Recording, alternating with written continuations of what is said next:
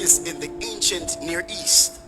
You see, thus providing water for foot washing was a standard gesture of welcome and refreshment.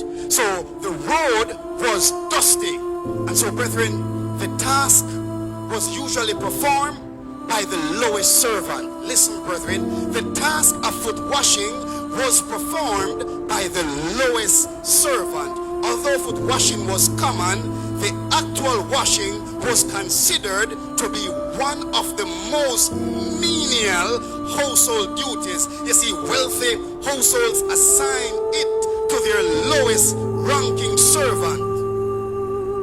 Let's go a little further. In Jewish tradition, Jewish slaves were generally not expected to wash feet. So even though washing of foot or feet were given to the slaves, if you were to be a Jewish slave, washing somebody's feet, elder smelly, would be too low. Are we together, brethren? So, brethren, this task often fell to the Gentile slaves.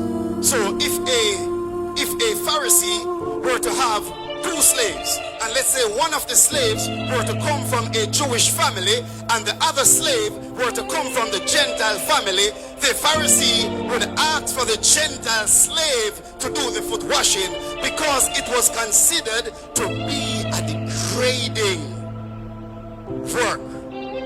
And so, brethren, Jesus, when he came on the scene, Jesus, he reversed social expectations. Are we together, brothers and sisters? You see, the Father had given all things into his hands. He had come from God and was returning to God. Jesus knew that he had all power, but still Jesus, the King of Kings, the Lord of Lords, he chose to do a work